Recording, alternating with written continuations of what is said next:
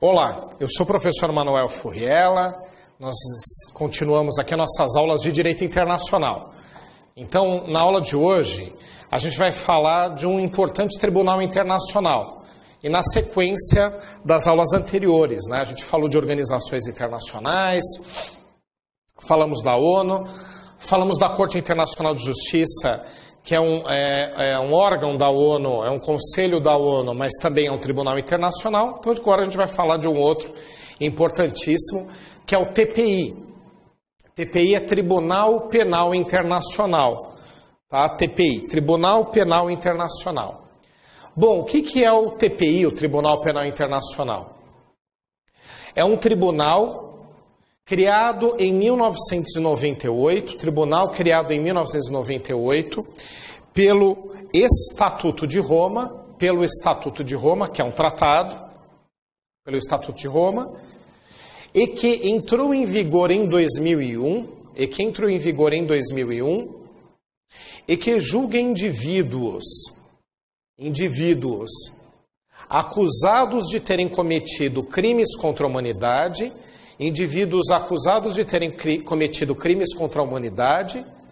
desde que estes não venham a ser julgados pelos seus estados,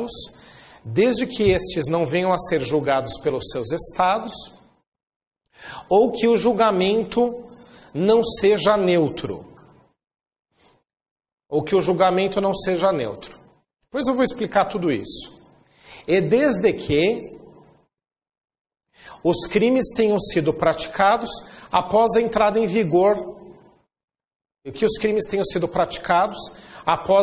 vigor do tribunal, que é 2001. Bom, então eu vou pegar um conceito geral. Ele foi criado em 98, tá? Entrou em vigor em 2001. Ele não vai julgar estados, ele julga pessoas físicas, indivíduos. E ele só vai julgar, gente, se os crimes tiverem sido praticados após a entrada em vigor do tribunal. Crimes anteriores não podem ser julgados pelo TPI. Tá? O que mais a gente tem para falar sobre o TPI? O TPI ele não vai julgar um crime que esteja sendo julgado ou que tenha sido já julgado por um Estado, por um país. A não ser que o julgamento desse país não tenha sido isento, tá? Não seja um julgamento justo. Se for um julgamento arranjado, arrumado, esses não vão servir. Tá? E desde que sejam crimes praticados contra a humanidade, como por exemplo, crimes de guerra, genocídio, crimes de agressão, etc. Tá? Mas basicamente é crimes contra a humanidade em geral. O Brasil é membro do TPI, então nós estamos sujeitos ao Tribunal Penal Internacional por essas regras todas que eu mencionei para vocês. A sede do TPI é a Haia, na Holanda. E já caiu questão perguntando o quê, gente? Se uma determinada questão tinha que ser julgada pelo TPI ou pela Corte Internacional de Justiça. A questão é que o TPI ele julga pessoas físicas. A Corte Internacional, se você lembrar da aula passada, ela julga países, julga estados. Então aí já é uma das diferenças. Ok? Então falamos agora aí rapidamente sobre o Tribunal Penal Internacional. Bom, agora a gente vai falar sobre um outro conteúdo que é bem importante da matéria, um dos mais importantes, que mais caem, que é tratados. A gente vai aprofundar um pouco tratados. Bom, o que são tratados? Tratados são acordos firmados por sujeitos de direito internacional público,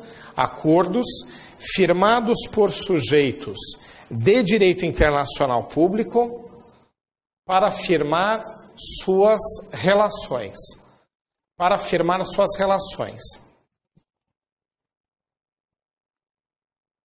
Bom, quem assina os tratados são os sujeitos de direito internacional público, que a gente já falou em outras aulas. Então, os estados e as organizações internacionais são esses que assinam, que firmam tratados, esse tipo de acordo. Tranquilo, gente? E vamos aprofundar um pouco mais. Os tratados têm duplo efeito jurídico. Duplo efeito jurídico. Tem o efeito, né, de contrato e tem o efeito de norma. Duplo efeito jurídico. Contrato e norma. Tá? Contrato por quê?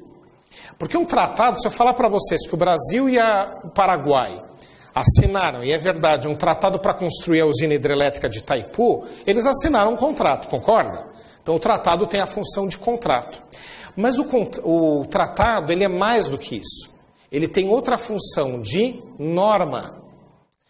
Então o tratado tem duplo efeito jurídico, tratado e norma. Né? De norma e de contrato. Então se o Brasil e o Paraguai tiverem algum tipo de desavença sobre esse tratado de Itaipu, que eu falei para construir Itaipu, a norma que vai ser utilizada é o próprio tratado. Então ali ele é uma norma e no início ele foi um contrato entre os dois para construir a usina hidrelétrica. Ok?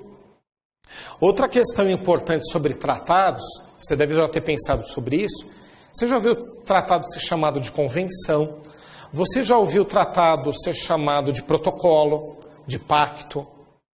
Então o tratado ele pode receber várias denominações e elas têm uma função. Por quê? Essas denominações específicas dos tratados, elas mostram para que serve o instrumento. Então vamos falar um pouco agora de terminologia dos tratados. Terminologia dos tratados. Primeira expressão, convenção. O que é uma convenção? Convenção é um tratado multilateral, né, com várias partes. Convenção é um tratado multilateral com normas gerais. Com normas gerais. Com normas que atingem muitos estados. Tá? Então não é uma questão específica de 2 ou 3. São grandes questões internacionais. Isso é a convenção. Outro, declaração. Declaração é o tratado que se propõe a conceituar algo, tá? Declarar o que é alguma coisa. Por isso que chama declaração. Carta. Carta é o tratado que cria organizações internacionais.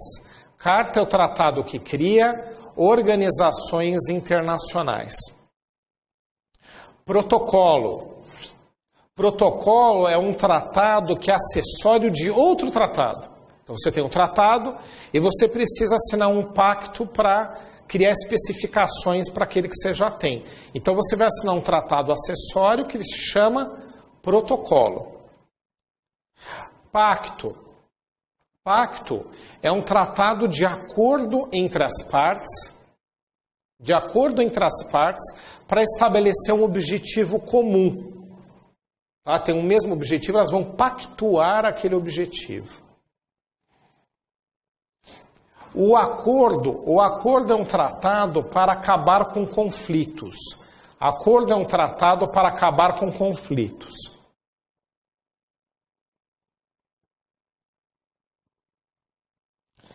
Concordata, esse aí tem um nome curioso, né?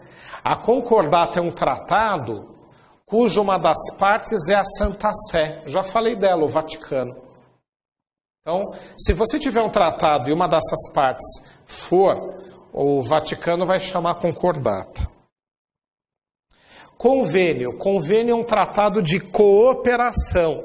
Tem muito convênio de cooperação científica, cooperação tecnológica para construir satélites, por exemplo.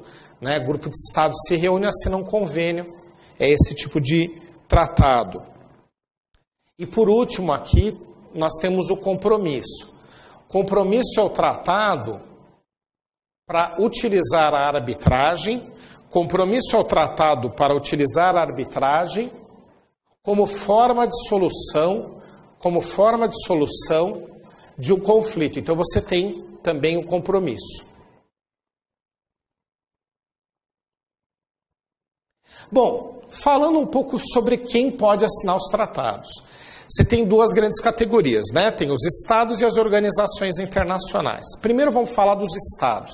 Então coloca aí, firmamento pelos estados. Quem pode assinar o tratado em nome dos países, em nome dos estados? Primeiro você tem o chefe de estado. Chefe de estado. No caso do Brasil é fácil saber quem é o chefe de estado, porque aqui é presidencialista, então é o presidente da República. Se você tiver um estado que é parlamentarista, você tem que olhar a constituição daquele estado para ver qual das figuras, são duas, né? Você pode ter o primeiro-ministro e o presidente, o rei e o primeiro-ministro, depende do país, né? Você tem que identificar qual deles tem poder naquele estado para assinar o tratado. Tranquilo? Bom, então em nome do estado, o chefe de estado pode assinar. Na ausência do chefe de estado, pode ser o ministro das Relações Exteriores. Ministro das Relações Exteriores. Ou quem tenha cargo equivalente. Ministro das Relações Exteriores ou quem tenha cargo equivalente. Você pode ter também, na ausência do chefe de Estado e do ministro, um procurador. Se eles não puderem assinar o tratado, eles podem mandar, como qualquer negócio jurídico, não é isso? Um procurador assinar o tratado, né, praticar aquele ato. Esse procurador tem um nome específico, gente, ele chama-se plenipotenciário. Até já falei onde põe um acento aí no A, né? Plenipotenciário. O que é o plenipotenciário? O plenipotenciário, ele é um procurador. Plenipotenciário é um procurador.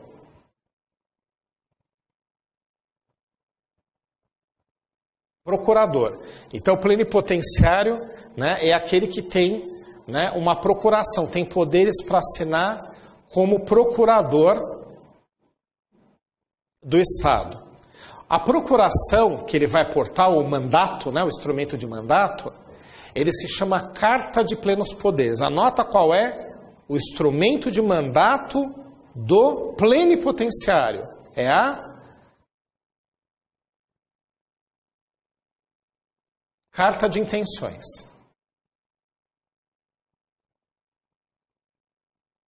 Ou, né, um nome mais comum, Carta de Plenos Poderes. Tá certo?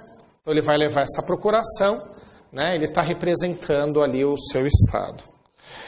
Bom, os estados a gente já falou quem assina por eles. Agora vamos falar quem assina, quem firma pelas organizações internacionais.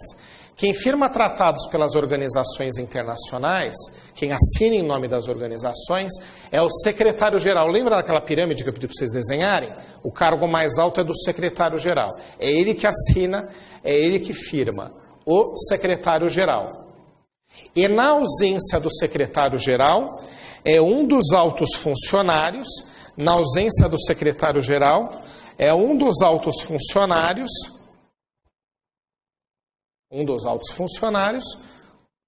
com poderes, né, com procuração, com poderes para firmar. Bom, uma pergunta, né? O tratado, só com a assinatura, ele já entra em vigor? Basta a assinatura para que o tratado entre em vigor? Não, não é suficiente a assinatura, gente. Tá? A assinatura não é suficiente. Regra geral, então coloca aí.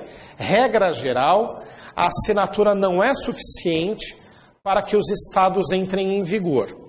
Algumas exceções existem, mas a regra é de que precisa mais um ato. Além da assinatura, precisa da ratificação.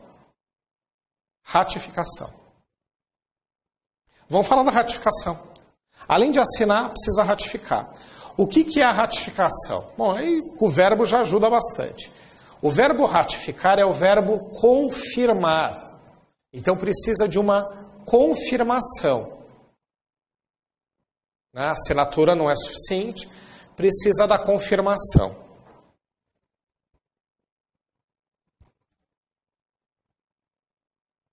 O que é a ratificação? A ratificação, gente, é após um Estado cumprir uma exigência interna, após um Estado cumprir uma exigência interna, e se internamente for aprovado o tratado, esse Estado vai confirmar, ou seja, vai ratificar aos outros Estados que o tratado entrou em vigor. Bom, esse ato interno, cada Estado é que vai dizer qual é. Então, foi lá um representante seu, geralmente chefe de Estado, né? Assinou, ele traz o tratado para o seu território e ele vai cumprir uma exigência interna. Se essa exigência interna for cumprida e for aprovado o tratado internamente, aí ele confirma para os outros, fala, ó, estou ratificando. Coloca aí, geralmente, esse ato interno é a votação no Poder Legislativo. Geralmente esse ato interno é a votação no Poder Legislativo. No caso do Brasil, a votação acontece nas duas casas do Congresso Nacional. Nas duas casas do Congresso Nacional. Então nós temos a Câmara dos Deputados e o Senado, os dois votam. Vamos repetir. Vai lá o presidente da República, ou um ministro das Relações Exteriores ou plenipotenciário, assina o tratado em nome do Brasil. Entrou em vigor? Regra geral, não. A assinatura não é suficiente. Traz esse tratado aqui para dentro do Brasil, tá? E aí envia para o Congresso Nacional votar. Se o Congresso Nacional, ao votar, aprovar, aí o Brasil vai lá para os outros estados e fala, olha, eu estou ratificando, estou confirmando. Bom, vamos falar agora um pouquinho, dentro da ratificação, como é que é esse processo de votação aqui dentro do Brasil. Como que se aprova aqui dentro do Brasil, né, como se aprova no Brasil o tratado. A votação no Poder Legislativo, ela acontece, gente, de duas formas. Anota aí. Se o tratado versar sobre direitos humanos, ele terá que ser votado pelo mesmo rito de emenda constitucional. Ele terá que ser votado pelo mesmo rito de emenda constitucional.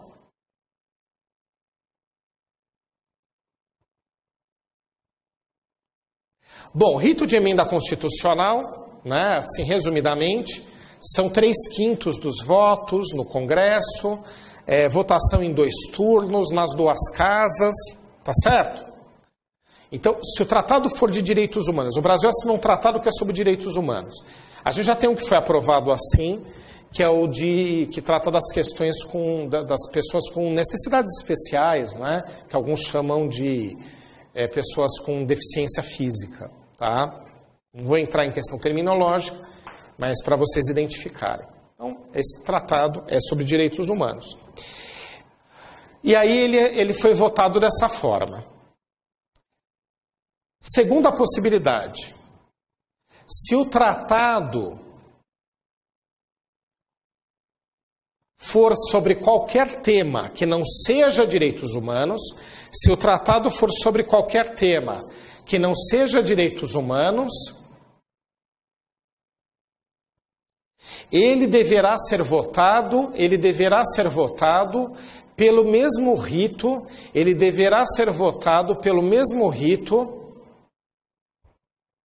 de projeto de lei ordinária.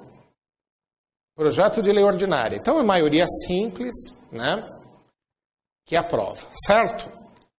Então você tem essas duas possibilidades. Mas a gente tem uma situação de exceção, que eu já vou falar para vocês. Vou falar agora. Anota aí, ingresso dos tratados no direito interno brasileiro. Ingresso dos tratados no direito interno brasileiro. A gente vai falar agora do tratado que o Brasil assinou e ratificou, como que ele entra no direito interno brasileiro, tá? Em que posição hierárquica. Lembram daquela pirâmide de hierarquia das normas? A mais importante lá no topo é a Constituição Federal. E aí vem as outras normas, lei ordinária, lei delegada e etc. abaixo. da Constituição. O tratado, depois de assinado e ratificado, ele entra no direito interno brasileiro. Só que aí você não tem duas possibilidades, você tem três. Presta atenção. Primeira possibilidade. Aí no ingresso no direito interno brasileiro. Tratados ratificados pelo Brasil após a emenda constitucional 45, após a emenda constitucional 45, ingressarão no direito interno brasileiro,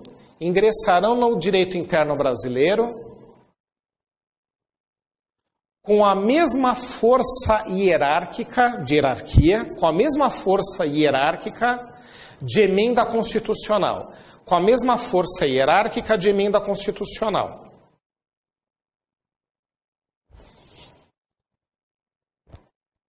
Aí você vai colocar tratados sobre qualquer outro tema que não seja direitos humanos,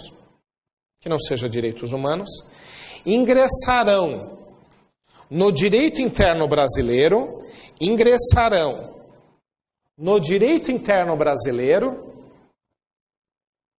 na mesma categoria hierárquica,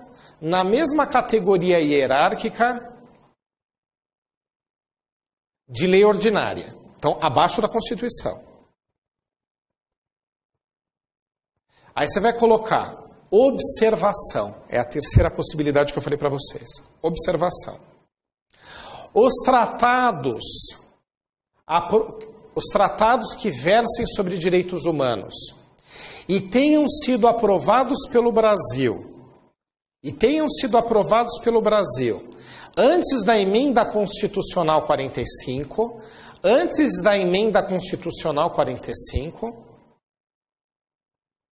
ingressarão no direito interno brasileiro,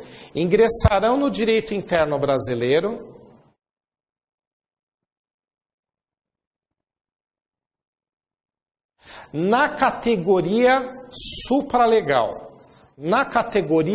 supralegal. Eu vou explicar. Presta atenção. Os tratados de direitos humanos no Brasil, eles sempre tiveram força constitucional. Só que qual era o problema de antes da emenda 45? Eles eram votados por maioria simples. Então você mudava a Constituição sem o rito próprio de emenda. O que veio fez a emenda 45? Falou, bom, beleza, tá? Tratados sobre direitos humanos, realmente, eles têm força constitucional. Desde que esse tratado seja aprovado pelo sistema de votação, pelo rito de emenda constitucional. O que não for, a gente tem que criar uma situação, uma exceção. Exceção, esse supralegal. Anota o que é o supralegal. Supralegal, abaixo da Constituição e acima de todas as normas. Abaixo da Constituição e acima de todas as outras normas. Recapitulando. Então, no ingresso ao direito interno, você tem três situações para os tratados. Tratados sobre direitos humanos, aprovados após a emenda constitucional 45, ou seja, com o rito próprio de emenda, tem força constitucional, de emenda constitucional. Abaixo deles vem o supralegal. São aqueles tratados também sobre direitos humanos, mas que eles foram aprovados antes da emenda 45. Ou seja, eles não tiveram o mesmo rito de votação. Então, eles estão abaixo da Constituição, mas também acima das outras. E abaixo desses tratados, vem aqueles que tratem ou que abordem qualquer outro tema. Tranquilo? Então, sobre essa parte aí de ingresso no direito interno é essa. Ainda sobre tratados, tá? Tem algumas questões importantes. Tem alguns conceitos importantes sobre tratados. Primeiro, adesão. O que é adesão? Dentro aí de conceitos sobre tratados. Adesão. Adesão é o ingresso em um tratado que já esteja em vigor. Então, se um Estado decidir ser parte, tá, de um tratado sem ter sido um dos que negociou o começo, sabe, já entrando num tratado que já existe, ele aderiu ao tratado. Então, é a adesão. O que mais que eu separei para vocês? Reservas. O que são reservas? Reservas são ressalvas quando do firmamento do tratado. Ressalvas quando do firmamento do tratado. Limitando para a parte que fez as reservas, limitando para a parte que fez as reservas, a eficácia do tratado. A eficácia do tratado. Bom, qual que é a ideia aqui, gente? É o seguinte, um Estado foi lá assinar o tratado e falou, olha, eu não concordo com o texto todo. Eu vou assinar, mas eu faço minhas reservas. Então, certos itens eu vou colocar em reservas que eu não aplicarei. Então, são ressalvas. Essas são as reservas. Depositário. Bom, o que é o depositário? O depositário de um tratado. O depositário do tratado é a parte que ficou com a obrigação de administrar o tratado. Depositário é a parte que ficou com a obrigação de administrar o tratado. Então, você tem várias partes que assinaram o tratado.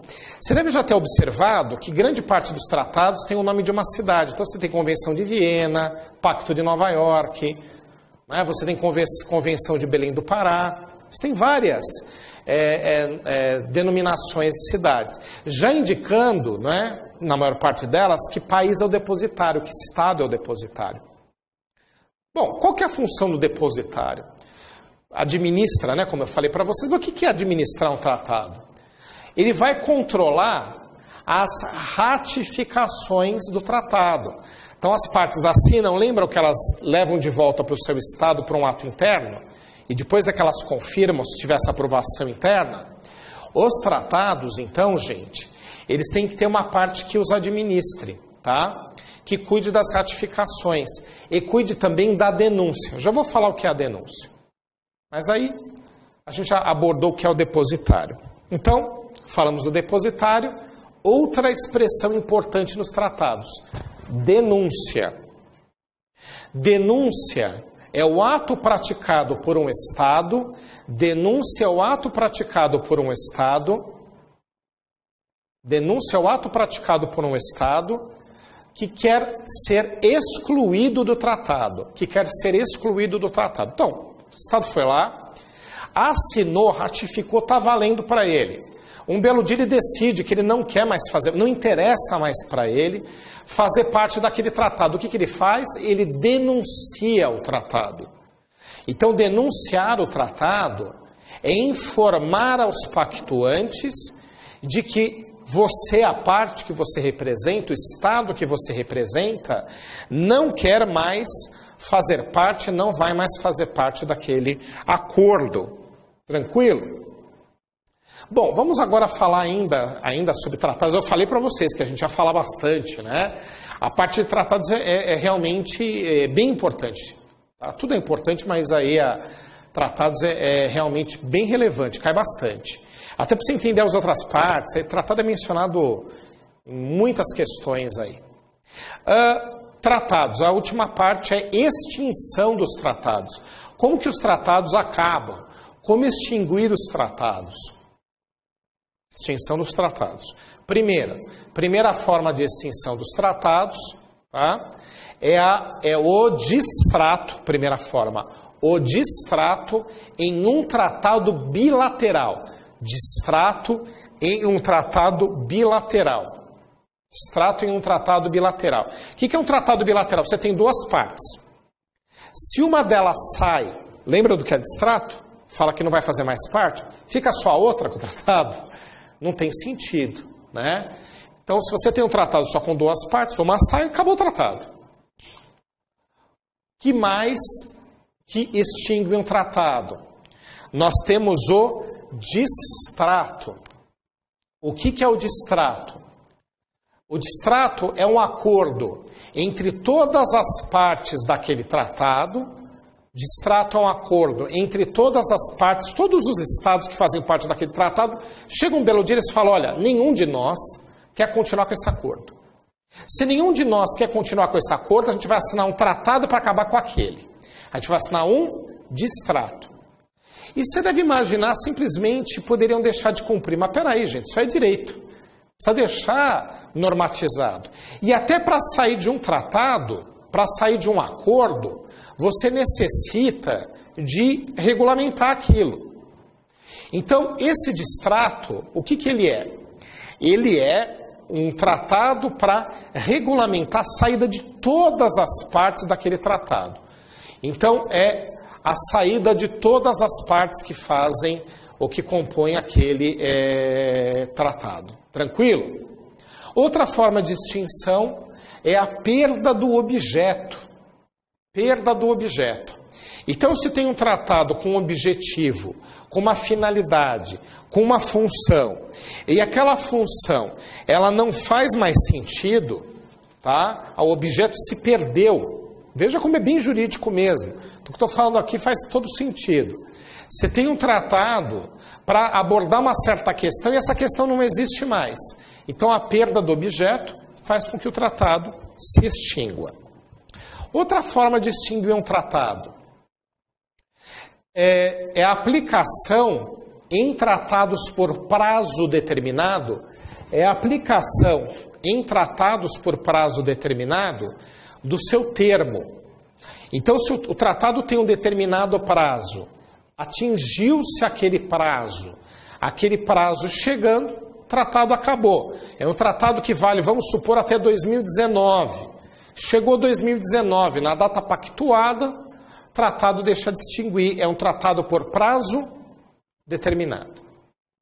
Outra forma de extinguir um tratado, também que é uma forma aí bem relevante, são os tratados com objeto estático. Tratados com objeto estático. Então vamos supor, parece complicado, mas não é. Estados assinam um tratado para construir um monumento. Vamos supor, vão construir um monumento.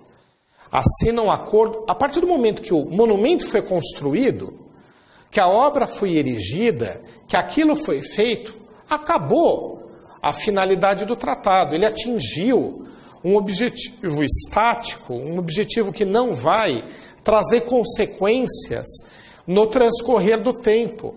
Então acabou naquilo. O acordo, ele se aperfeiçoou, se resolveu por completo, a partir do momento que o seu objeto estático foi feito. Bom, espero que vocês tenham entendido tratados. Eu vou agora passar um conceito que a gente vai utilizar bastante na próxima aula. Anota aí. Tratados a gente já terminou. Direito da integração.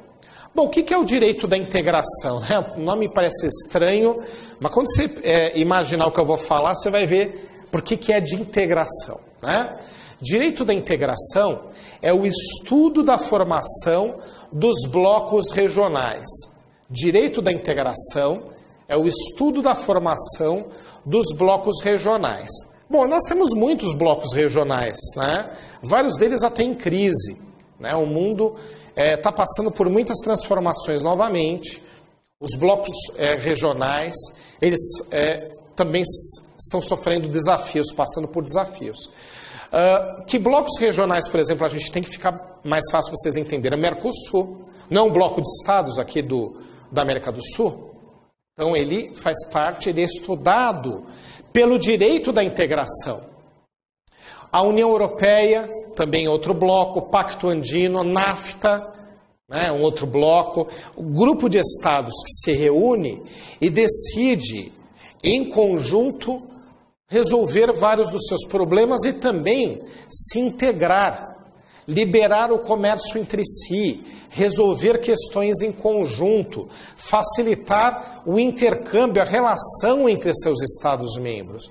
Por isso que se chama direito da integração, porque é o estudo dos blocos. O pessoal fala bastante bloco, Então aí a gente está estudando os blocos, Até eu também cometi o mesmo erro que é comum aí. É o estudo da formação desses blocos. Bom, o que acontece com relação a esses blocos? Esses blocos, gente, eles não são formados do dia para a noite, são formados no transcorrer do tempo. Eles têm um passo a passo, etapas a serem cumpridas. Então a gente vai falar sobre essas etapas. Mas a gente vai falar sobre isso na próxima aula. Agradeço a atenção de todos. Até mais para a gente continuar estudando direito internacional.